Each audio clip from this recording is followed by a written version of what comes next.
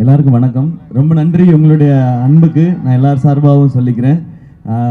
இங்கே வந்திருக்கிற பத்திரிகை, தொலைக்காட்சி, இணையதள நண்பர்கள், வீடியோகிராஃபர்ஸ், ஃபோட்டோகிராஃபர்ஸ் எல்லாருக்கும் நன்றி, வணக்கம்.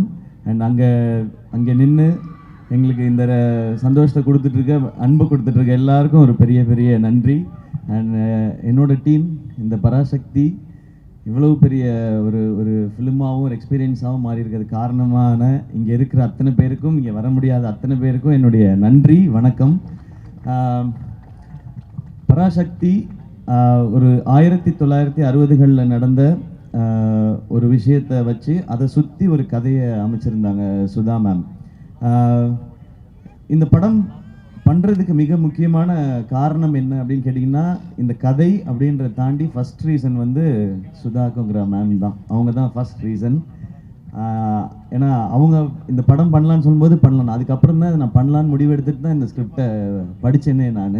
ஏன்னா அவங்க எவ்வளோ மெனக்கெட்டு இருந்தாங்கன்னா, இந்த படத்துக்காக கிட்டத்தட்ட ஒரு 4-5 ஆண்டுகள் இந்த படத்துக்காக அவங்க ஸ்பெண்ட் பண்ணிக்காங்க. ஸோ நான் இந்த கதையை தெரிஞ்சுக்கிட்ட பிறகு இதை பற்றின நான் எதுவும் ரிசர்ச் பண்ண வேண்டிய அவசியமே இல்லை. ஏன்னா 4 வருஷம் ஒருத்தனா கிட்டத்தட்ட ஒரு டிகிரியே முடிச்சிருக்காங்க, இதில் ஒரு யூஜி பிஜி எல்லாம் முடிச்சிருக்காங்க. ஸோ அவங்க என்ன சொல்கிறாங்களோ அதை செஞ்சால் போதுன்றது தான் இருந்தது. இதில் இந்த படம் பண்ணுறது ஒரு பெரிய சவால் எல்லாருக்குமே, நடிக்கிறதா இருக்கட்டும், இந்த கேரக்டரை ஏற்றுக்கிறதா இருக்கட்டும். ஸோ எல்லோரும் இந்த சவாலுக்கு தயாராக இருந்தோம். மேம்க்குமே இது ரொம்ப சேலஞ்சிங்கான ஒரு விஷயமாக தான் எடுத்து பண்ணியிருக்காங்க.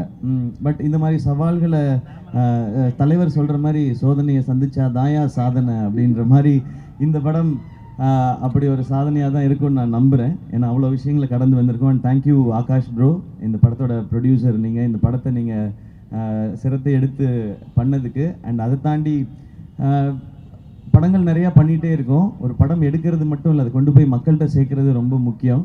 அது என்ன மாதிரி வகையில் இந்த படத்தை புரிஞ்சுக்கிட்டு செய்கிறதுன்னு ஒன்று இருக்குல்ல, அதுக்கு இந்த ஈவெண்ட்டும் ஒரு எக்ஸாம்பிள் நினைக்கிறேன். ஸோ உங்களுக்கும் உங்கள் டீமுக்கும் வாழ்த்துக்கள், நன்றி. அதுக்கப்புறம் நான் ஆக்சுவலாக எல்லாரை பற்றியும் நான் ஆடியோ லான்ச்சில் தான் பேசணும்னு வச்சுருந்தேன். ஏன்னா நிறையா இருக்குது, எனக்கு ஒவ்வொருத்தருக்கும் 10 நிமிஷம் இருக்குது. ஒரு எபிசோடாக வச்சுருக்கேன்.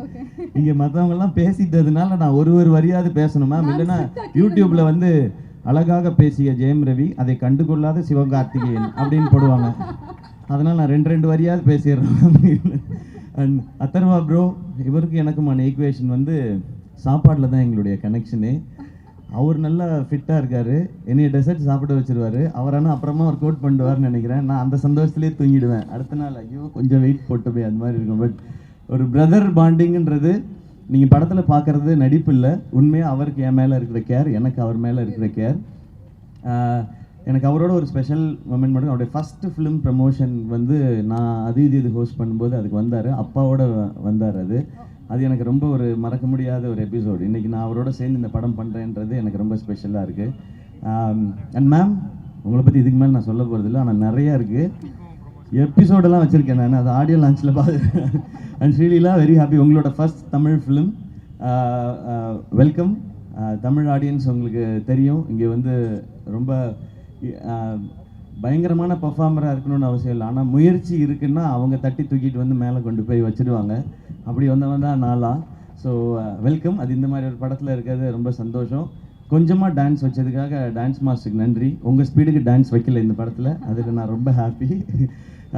அண்ட் ரவி மோகன் சார், தேங்க்யூ, நீங்கள் இதை அக்செப்ட் பண்ணிக்கிட்டதுக்கு இந்த ரோலை. ஒரு ஹீரோ வந்து ஹீரோவாக ஒரு கதை கேட்டு இந்த கதை ஓகே, இந்த கதை இல்லைன்றது டெசிஷன் எடுக்கிறது ரொம்ப ஈஸி.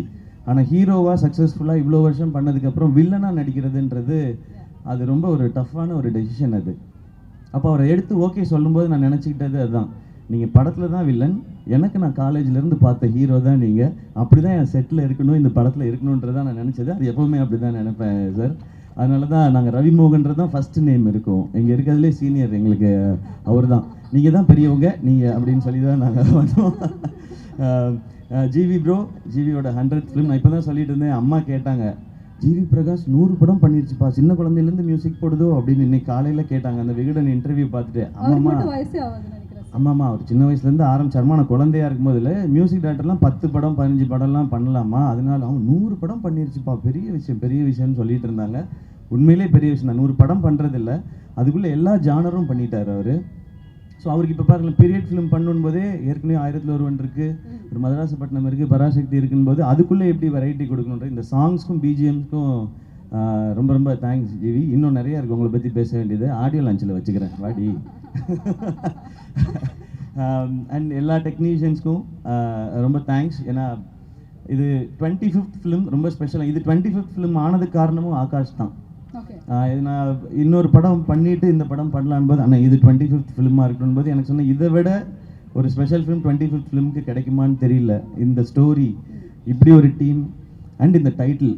ஸோ இது வந்து அந்த பராசக்தியோட அருள் தான் நினைக்கிறேன் எனக்கு கிடைச்சிருக்குது. ஸோ இதெல்லாம் அமைஞ்சிருக்குன்றது. அண்ட் வேர்ல்ட் ஆஃப் பராசக்தி 1960களுக்கு உங்களை எடுத்துகிட்டு போய் ஒரு 2.5 மணி நேரம் கூட்டிகிட்டு போய் ஒரு 2.5 மணி நேரம் உங்களுக்கு அந்த எக்ஸ்பீரியன்ஸை காட்டுறதுக்கான முயற்சி தான் எல்லாருமே பண்ணியிருக்கோம்.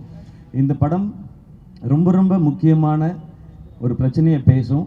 ஆனால் அது கூடவே காதல், பாசம், வீரம், புரட்சின்னு எல்லாமே பேசுகிற படமாக இருக்கும். இந்த பொங்கலுக்கு பராசக்தி ஒரு நல்ல செலிப்ரேஷனாக இருக்கும்.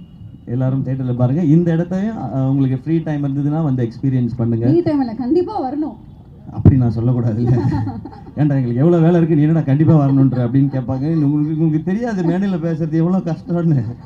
நாளைக்கு யோசிச்சு பேசிகிட்டு இருக்கோம். ஸோ ஃப்ரீ டைம் இருக்கும்போது வந்து பாருங்கள். ஏன்னா வீக்கெண்ட் வந்துருச்சு இல்லையா. ஸோ எங்கேயாவது இந்த பக்கமாக அப்படி போகும்போது வாங்க, ஓ இதெல்லாம் பண்ணியிருக்கீங்களான் இருக்கும். எனக்கு அந்த செவர்லே கார்லாம் பார்க்கும்போது அந்த மாதிரி ஒரு எக்ஸ்பீரியன்ஸ் தான் இருந்தது. நான் அதெல்லாம் கேள்விப்பட்டிருக்கேன், கேட்டிருக்கேன். அது நேரில் பார்க்கும்போதோ அதை அனுபவிக்கும் போதோ அது ஒரு புது ஃபீல் அது. அண்ட் இந்த இடத்துல இந்த ஈவெண்ட் நடக்கிறது சூப்பர். ஆமாம். ஸோ இந்த ஃபிலிமே அப்படி தான். இந்த ஃபிலிம் ஒரு பிளெஸிங் அப்படி தான் நான் நினைக்கிறேன். ஓகே, சிவகார்த்திகனோட முதல் படங்கள்லாம் வந்து பார்த்தா நம்மள அப்படியே சிரிக்க வச்சு ஹாப்பியாக ஃபீல் பண்ண வச்சிருப்பாரு. அதுக்கப்புறம் அமரனில் தேம்பி அழுக வச்சிங்க கடைசியில் கிளைமேக்ஸில். இந்த படத்தில் உங்களுக்கு எந்த மாதிரி ஒரு அனுபவம், ஒரு ஃபீல் வந்து கிடைக்க போது உங்ககிட்ட இருந்து? இன்ஸ்பைரிங் ஃபீல் கிடைக்கும். எல்லாருக்கும் ரொம்ப இன்ஸ்பைரிங்காக இருக்கும் இந்த படம் பார்க்கும்பொழுது. எஸ்பெஷலி இந்த படம் பராசக்தின்றது வந்து ஸ்டூடெண்ட்ஸோட பவர் என்னங்கிறத பேசுறது தான் இந்த படம். அந்த பவரை நிச்சயமாக படம் பார்க்கும்போது உணர்வாங்க. ஓகே, எஸ்கே வந்து கண்ட்ரோல் பண்ணி பேசிட்டு இருக்காரு. ஏன்னா மேம் கிட்ட இருந்து போதும் எஸ்கே நோ அப்படிங்கிற மாதிரி மேம் சொல்லிட்டாங்கன்னா அதை நான் செஞ்சுட்டேன். Okay okay, but I think we have to இப்படிலாம் பண்ணாதீங்க மேம். அப்போ நீங்கள் சொன்னதெல்லாம் செய்யாத மாதிரி இருக்கு.